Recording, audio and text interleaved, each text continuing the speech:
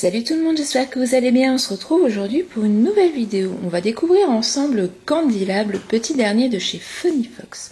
Pour jouer à Candylab, vous devez être de 2 à 4 joueurs, avoir 8 ans et plus, et les parties dureront environ 15 minutes. Allez, on met en place la première partie. Donc rien de compliqué dans la mise en place. Vous prenez tous vos bâtonnets de bonbons. Vous les mettez au centre de la table pour qu'ils soient accessibles par tous les joueurs. Et vous les déposez aléatoirement avec les chiffres et les symboles face visible. Une fois ceci effectué, vous prenez vos cartes. Vous sortez le sucre d'orge doré et vous le mettez de côté. Vous distribuez les cartes aux joueurs. Si vous êtes 2 joueurs, vous donnerez 6 cartes par personne. Si vous êtes 3 et 4 joueurs, ce sera 5 cartes par personne.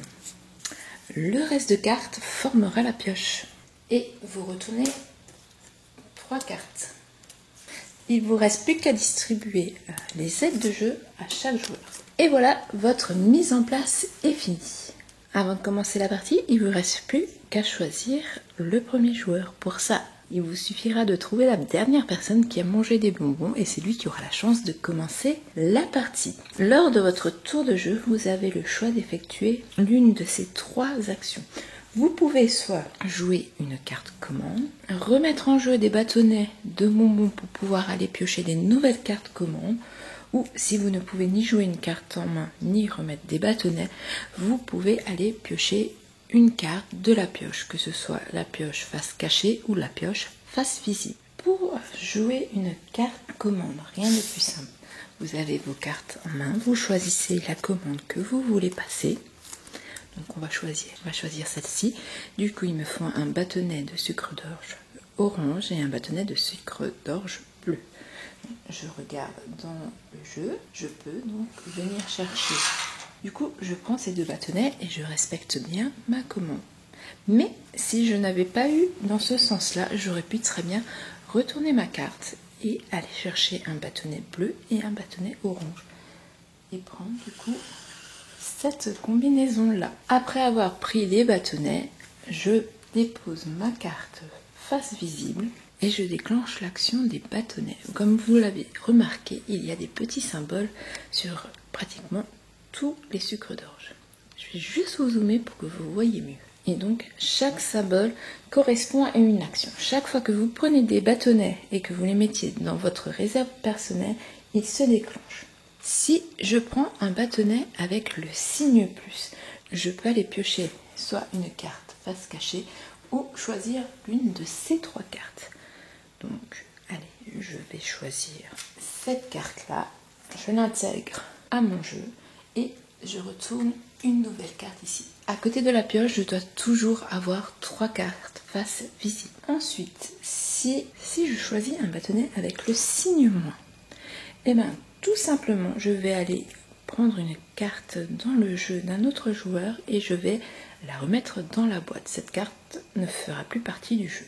Si je choisis ce petit sucre d'orge avec les 2 flèches, eh bien, j'échangerai les cartes que j'ai en main avec les cartes d'un autre joueur. Si je choisis ce bâtonnet-ci avec le jeu de cartes barré, je défausserai la dernière carte jouée par un autre joueur. Du coup, vous voyez ici, j'ai passé ma commande. Donc j'ai mis ma carte face visible. Si mon adversaire, ça fait beaucoup de si, lorsqu'un joueur adverse prend ce bâtonnet, eh ben, il peut me demander de jeter cette carte-là. Elle retourne dans la boîte, je perds donc les 2 points de la commande, par contre je garde mes petits bâtonnets. Et le dernier symbole, c'est cette flèche-là. Si un joueur met ce bâtonnet dans sa réserve, il peut obliger un autre joueur à remettre un bâtonnet de la même couleur au centre. Et lorsqu'on remet un bâtonnet, on le remet toujours aux extrémités, droite ou gauche. On ne peut jamais intégrer un bâtonnet en plein milieu de la file de bonbons. Voilà pour les symboles. Pour les cartes commandes, donc il n'y a rien de compliqué, vous respectez les dessins, vous avez vu, il y a des commandes qui sont des commandes à 2 bâtonnets, des commandes à 3 bâtonnets et des commandes à 1 bâtonnet. Alors effectivement, il y a des points sur les cartes, donc c'est les points que vous rapportent les commandes en fin de partie. Il y a juste une petite spécificité, vous avez des bâtonnets joker. Quand vous avez sur votre carte un bâtonnet des 3 couleurs, vous pouvez choisir la couleur que vous souhaitez. Donc voilà pour la première action que vous pouvez faire.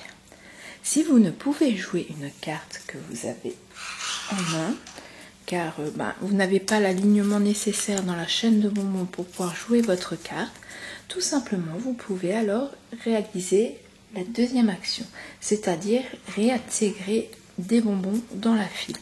Vous avez des bonbons dans votre réserve, il vous suffit de les remettre en bout de chaîne, donc vous pouvez remettre de 1 à 3 bâtonnets. Pour savoir le nombre de cartes que vous pouviez piocher, c'est tout simplement les chiffres sur les bâtonnets qui vous permettent de déterminer leur nombre.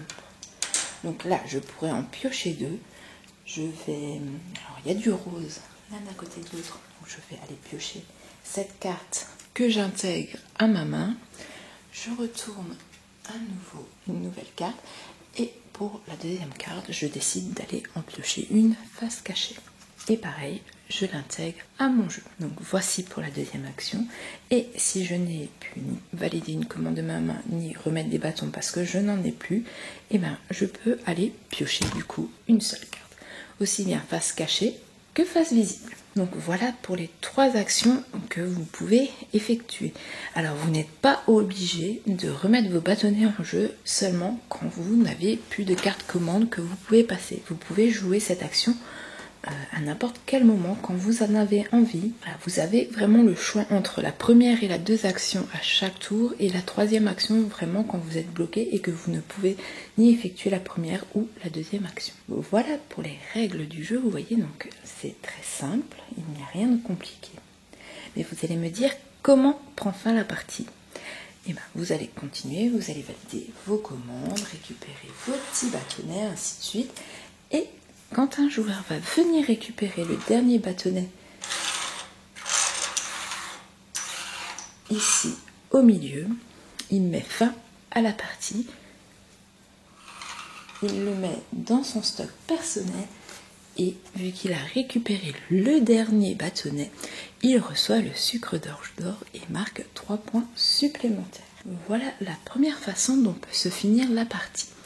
La deuxième façon, ça se passe au niveau de la pioche. Lorsque la dernière carte face cachée est prise, aussi bien pour être intégrée à la main d'un joueur ou retournée face visible, la partie prend aussi fin. Mais à ce moment-là, le sucre d'orge d'or n'est pas gagné. Il ne rajoute pas 3 points supplémentaires à la personne qui prend la dernière carte et reste en jeu. Le sucre d'orge, c'est uniquement quand on prend le dernier bonbon sur la file de production. Maintenant, il ne reste plus qu'à compter nos. Pour ça, c'est très simple. Vous comptez les points de vos commandes validées ainsi que les points qui se trouvent sur vos bâtonnets de bonbons. La personne qui aura le plus grand score sera sacrée meilleur confiseur et gagnera donc la partie. Donc voilà pour les règles de jeu. Vous voyez, c'est vraiment pas compliqué. Ça fait de lui un jeu familial très apprécié, que ce soit par ses couleurs ou par ses règles assez faciles à expliquer. La thématique des bonbons plaît beaucoup et en plus vous avez une variante de jeu. Si vous avez des bonbons colorés à la maison, rien ne vous empêche de changer les petits bâtonnets par des vrais bonbons. Par contre, attention, si comme moi vous avez beaucoup de gourmands autour de la table, les bâtonnets risquent de disparaître en cours de partie. N'hésitez pas à me dire en commentaire si vous avez bien compris les règles ou si vous avez des questions. Je me ferai un plaisir de vous y répondre le plus rapidement possible.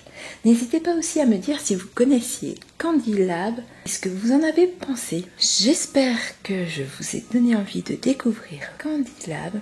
Nous, on apprécie beaucoup ce jeu, on ne compte déjà plus les parties qu'on a effectuées et on va encore en faire beaucoup car grâce à son petit format, il va nous accompagner un petit peu partout cet été. N'hésitez pas à me dire en commentaire ce que vous en avez pensé, si vous l'avez ou si vous allez vous laisser tenter par ce nouveau jeu. Je vous invite à vous abonner à la chaîne et à activer la petite cloche pour ne pas louper nos prochaines vidéos. Et je vous invite à faire un tour sur Instagram pour voir les parties en cours. Et quant à moi, je vous dis à très bientôt pour une prochaine vidéo. Bye bye.